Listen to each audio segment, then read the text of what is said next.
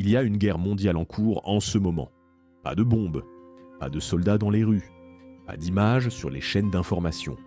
Et pourtant, cette guerre va décider qui contrôle le monde dans les 30 prochaines années. Elle se déroule dans des usines ultra propres, à température contrôlée, où des ingénieurs en combinaison blanche manipulent des objets plus petits qu'un globule rouge. Cette guerre s'appelle la guerre des semi-conducteurs, la guerre des puces. Et son enjeu est simple.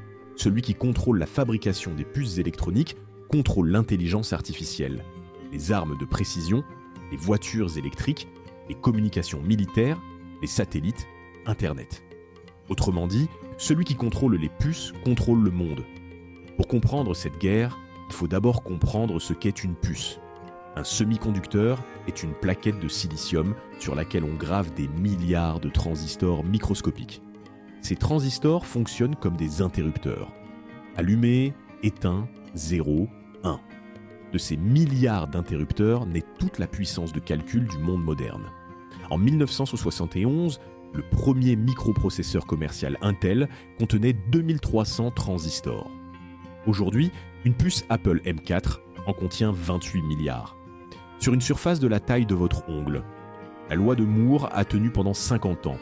La densité des transistors double tous les 2 ans. Mais voici le problème géopolitique central. Fabriquer ces puces ultra avancées, les puces de 3 nanomètres, 2 nanomètres, n'est possible que dans 3 endroits sur Terre. Taïwan, Corée du Sud, et dans une mesure moindre les Pays-Bas pour certains équipements critiques. Et le premier de ces endroits s'appelle TSMC, Taiwan Semiconductor Manufacturing Company. TSMC fabrique à elle seule 90% des puces les plus avancées du monde. Apple, Nvidia, AMD, Qualcomm, l'armée américaine, tous dépendent de TSMC.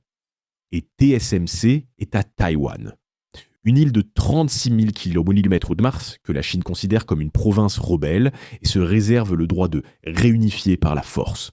Voilà le nœud gordien de la géopolitique du XXIe siècle. Les États-Unis ne peuvent pas laisser la Chine prendre Taïwan, non pas pour des raisons démocratiques, mais parce que si TSMC tombe sous contrôle chinois, la Chine contrôle l'ensemble des capacités de calcul avancées mondiales. La Chine, de son côté, comprend parfaitement sa vulnérabilité. Elle fabrique des voitures électriques, des panneaux solaires, des téléphones. Mais elle dépend des puces américaines et taïwanaises pour tout ce qui est high-end.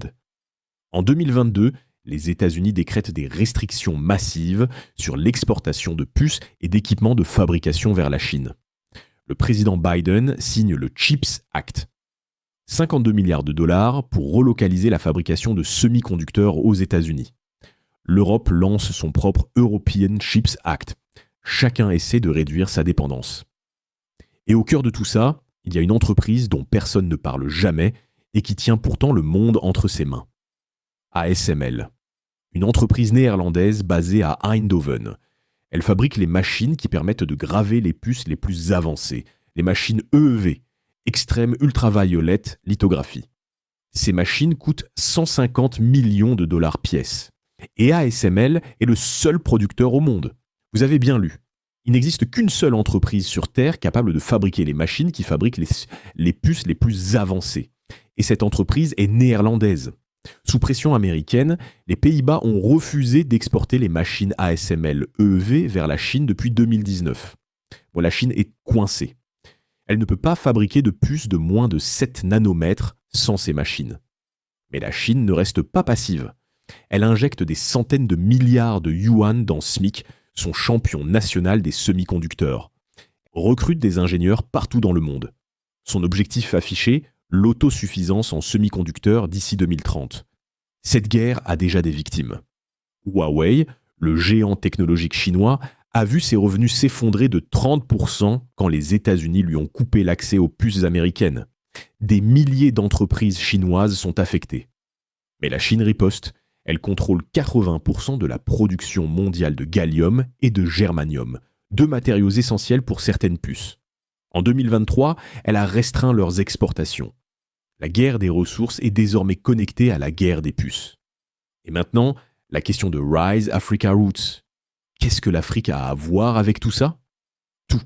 Le coltan, niobite, tantalite est indispensable au condensateur des puces électroniques. 70% de la production mondiale vient de République démocratique du Congo. Le cobalt, essentiel aux batteries des appareils électroniques. 70% vient de RDC. Le lithium, pour les batteries, d'énormes réserves au Zimbabwe, en RDC, au Mali. Le graphite, Mozambique, Madagascar, Tanzania. L'Afrique est assise sur les matières premières de la guerre des puces. Elle vend ses matières premières brutes. Presque toutes sont transformées en Chine ou en Occident. Puis elles reviennent en Afrique sous forme de téléphones, d'ordinateurs, de voitures électriques à des prix que les Africains paient avec leurs propres ressources. La question n'est donc pas « est-ce que l'Afrique participe à la guerre des puces ?» Elle y participe déjà, comme fournisseur de matières premières, comme elle a toujours participé à l'économie mondiale. La question est « peut-elle monter dans la chaîne de valeur ?» Le Maroc a attiré des usines d'assemblage automobile. L'Éthiopie a tenté les textiles. Le Rwanda essaie la tech.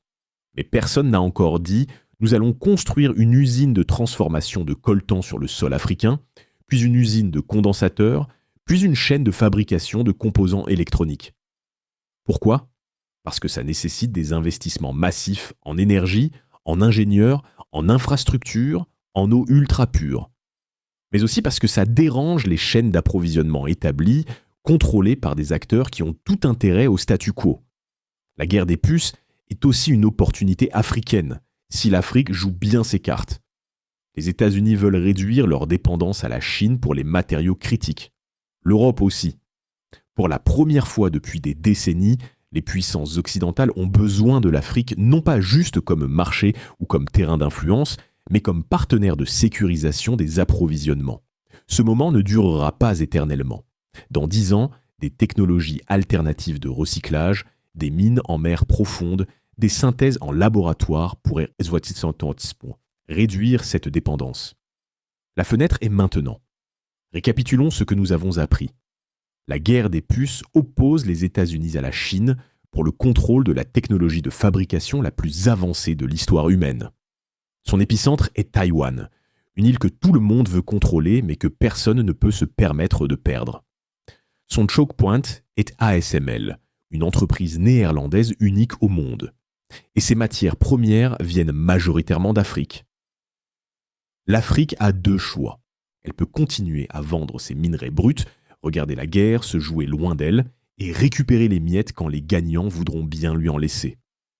Ou elle peut comprendre que pour la première fois, elle détient des ressources que les 2 camps de la guerre la plus importante du siècle se disputent. Le coltan congolais, le cobalt zambien, le lithium zimbabwéen, le graphite malgache. Ce ne sont pas juste des minerais. Ce sont des leviers de négociation. Ce sont des tickets d'entrée à la table où se décide l'avenir technologique du monde. La question n'est pas de savoir si l'Afrique a les ressources pour peser. Elle les a. La question est de savoir si elle aura les dirigeants, les institutions et la volonté politique pour les transformer en puissance réelle. La guerre des puces a commencé sans l'Afrique, mais elle ne peut pas se terminer sans elle.